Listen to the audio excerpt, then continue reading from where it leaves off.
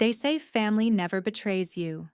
I believed that until my own brother weaponized my past against me. The cafe's glass walls reflected the gray drizzle outside, a blur of travelers moving through security. Announcements echoed overhead in 3 languages, each one sharp as a gavel. Daniel sat across from me with the poise of a man convinced of his superiority, sleeves rolled perfectly tight without a wrinkle.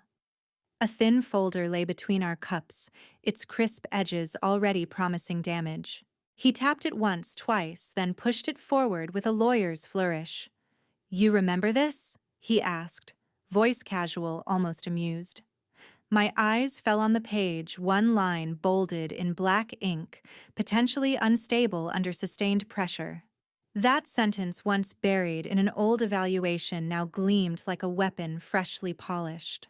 Daniel's smile widened. "That single phrase is why you'll never hold command again.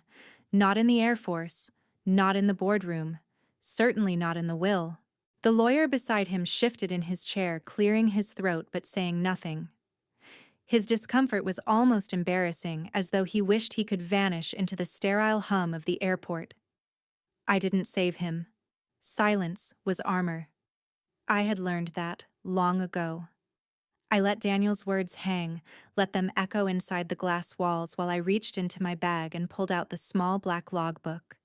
The cover was worn smooth by years of my hands. I opened it to a fresh page, dated it, and began to write. Each word Daniel spoke went down without comment, without adjective. Pure record. He leaned forward, voice dropping into something colder. "You think writing changes anything? It doesn't. You're finished, Natalie. You gave up your seat in the cockpit and you won't find another in this family's future." His words cut with rehearsed cruelty, the cadence of closing arguments he must have used 100 times in court. I looked up only once, catching his eyes. I didn't speak. The pen scratched steadily across the page, refusing to give him the satisfaction of reaction. His jaw tightened. For all his certainty, silence unnerved him. He needed applause, acknowledgement, a win he could see. My lack of protest left him stranded.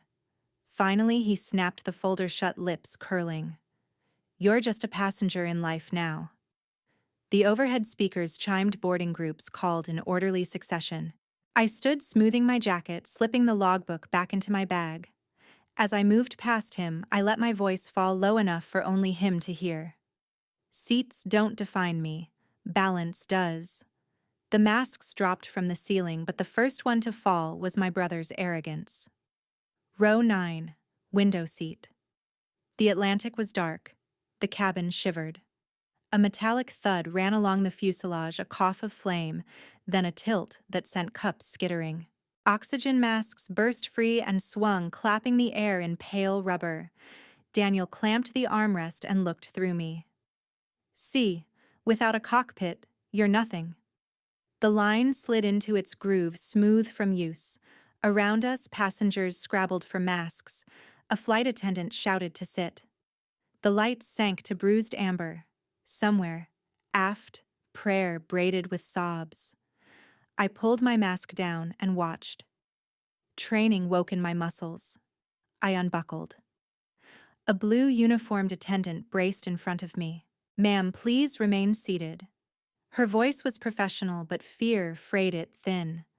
Daniel leaned closer, cologne and triumph. "Sit down, Natalie. Don't embarrass us."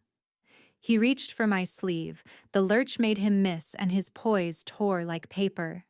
For a heartbeat, I faltered. Not because of him, not because of the noise, but because that one sentence flashed in my head, potentially unstable under sustained pressure. "You hear a verdict until you choose not to." The intercom cracked. A taut, deliberate voice threaded the alarms. "Get me Spectre from row 9. Now." Silence pooled. The attendant's hands dropped. Daniel's mouth stayed open. Even the prayers slackened into listening. Masks swayed, measuring the second the room changed shape. I stood fully, set my weight against the aisle's vibration, and spoke first to the attendant. "I am Spectre." She blinked as if I'd shown a passport to a hidden country. A teenager, half a cabin back seat 23F, though I didn't know it yet, stared with fear and focus memorizing what calm looked like. Daniel scraped together a whisper. You. He couldn't land the rest. You called me a passenger. I said not loud, not soft. They just called me by my name. The aisle pitched. The cabin smelled of hot insulation. The attendant gestured toward the forward galley. Her colleagues braced the cart and cleared a path, eyes searching my hands and face for steadiness they could borrow. I slid the mask on, tugged the elastic, and tested the seal. My fingers remembered every checklist I thought I'd left behind. I moved palming seatbacks to steady myself and selfishly to lend steadiness to each person I passed. Some whispered please without meaning to. An elderly man gripped my sleeve, then looked away. The floor thrummed with a hollow note. The exit lights strobed in an unsentimental rhythm. Daniel didn't rise. Perhaps he couldn't. Perhaps he finally understood that authority is not a chair you own, but a balance you hold. The forward galley opened like a cul-de-sac. An attendant keyed the panel with shaking fingers. The chimes sounded behind the armored door. Voices on the other side were quick and clipped, not panicked, only busy. My body loosened, an athlete hearing the starter's call. Cockpit door opens slightly, red light spilling out. Attendant whispers, "They need you now." In the cockpit, you don't win arguments. You win seconds of survival. The door sealed behind me, muting the chaos of the cabin but not the sound of alarms. Red lights strobed across the panels, a desperate heartbeat in glass and metal. Captain Eric Johansson sat rigid, his jaw clenched, sweat sliding down his temple. The first officer was slumped against his harness, breathing, but useless, a mask fogging with shallow exhales. The air smelled like scorched wires. I slid into the auxiliary seat, hands on the frame as if entering a place both forbidden and familiar. The yoke trembled with violent oscillations, wings seesawing. I trimmed left, then right, feeling the lag coaxing it to listen. Years of training returned like muscle memory. My logbook pressed against my hip. I reached, opened it, scribbled the time, altitude, sink rate. Even here in firelight and panic, I documented every decision. "Note it," I said firmly to the attendant braced near the door. "Record that the captain called for Spectre. Record that I took controls by his order." She nodded, pale, but she wrote, "Witnesses mattered." Captain Johansson's voice rasped, Trims fighting back. His eyes flicked to me, a question without words. I answered by sliding my palm onto the yoke. "I've got secondary," I said. My thumb found the stubborn switch. I pressed, holding it longer than instinct liked. The jet shuddered, but the wild roll eased into something survivable. He exhaled, relief and terror braided together. "You're plain," he whispered. But 4 seconds froze me. A whisper inside the same sentence Daniel had weaponized, potentially unstable under sustained pressure. My chest tightened. My hands hovered. What if they were right? 4 seconds felt like eternity. Then the nose dipped too far, alarm screamed sharper, and instinct burned the thought away. I pulled gently, let the horizon steady. "Not today," I muttered. I wrote the hesitation in my logbook, 4 seconds corrected. "Amsterdam OCC relay channel," Johansson barked. My training flicked open like a map. I toggled the hidden panel, punched the code, spoke into the static. Dutch operators answered, verifying call sign, verifying clearance, coordinates secured. I relayed, voice steady as stone. Emergency vectors fed onto the failing nav screen. Data replaced chaos. Order returned. Then the final cough. Engine 2 flamed out. The sudden silence was worse than the noise. Thrust vanished. Weight surged. We were now a glider, 200 tons, skating on faith and math. I wrapped both hands on the yoke, shoulders burning against its resistance. "If physics is fair, discipline will bring us home." My voice filled the cockpit. Silence answered. I spoke over the intercom, clipped calm. We are stable. Breathe. Belts secure. We are guiding down. The tone, not the words, soothed. Behind me, the din quieted. Passengers steadied. Even Daniel, frozen at the doorway, said nothing. His arrogance had fallen with the masks. Fear had made him voiceless. We held glide. Numbers ticked. Altitude spent itself coin by coin. Through a ragged break in clouds, a pale strip shimmered. The forgotten Cold War runway. Indicators flickered gear uncertain. My throat tightened, but my whisper cut through. We'll touch truth before we touch ground. If this moment gripped you as much as it did me, stay with us, hit subscribe so you won't miss the next chapter of the story where every secret and every twist finds its reckoning. Airplanes judge you by physics. People judge you by records. The hearing room hummed under fluorescent wash and the faint varnish of oak. Microphones waited along the dais. I set my logbook on the table and rested a finger on its spine. Captain Johansson sat to my right, shoulders squared. Across the aisle, Daniel leaned back with courtroom ease, a half smile, a cufflink pinch. The chairwoman nodded. The screen blinked alive. Static cracked. Alarms bled through. Then the captain's voice arrived, low and exact. "Get me Spectre." It struck the paneling like a gavel. Pens halted. Someone inhaled. I opened the logbook, timestamps, headings, pitch corrections, the transfer of command. "These are contemporaneous entries," I said. "They align with the recorded timeline." Johansson cleared his throat. "For the record, I invited Ms. Mercer to the cockpit. She stabilized the aircraft when my controls were unresponsive. He didn't sell the line, he anchored it." The smear that I forced my way forward evaporated. The chairwoman asked for the exact moment I assumed duties. I read the time aloud and watched the technician overlay it on waveform. Peaks matched breathing callouts, trim clicks. You could see decision harden into pattern like contrails on blue. Skepticism thinned. Sure. Questions came about glide profile, about fuel dump, about the minute when thrust died, and physics became the only court. I answered without adjectives. Data did the talking. My voice merely conveyed it. The hearing adjourned on quiet thank you and the clap of binders. Outside, cameras chased spectacle. Inside, the record had done what records do. 2 days later, marble swallowed footsteps in probate court. Journalists clustered along the back wall, lenses blinking. Daniel had recovered his swagger on home tile. His counsel fanned exhibits with a stage flourish. He believed in performance. My attorney believed in receipts. We called the forensic expert first. On the screen, an email header, fields enlarged, message ID highlighted, server path traced in blue. The expert walked the court through the chain, originating IP timestamps, hash integrity. The subject line was my name. The attachment was the assessment he fed to counsel years ago. Below it, a line I didn't need to memorize. "She is unstable. Keep her away from fiduciary control."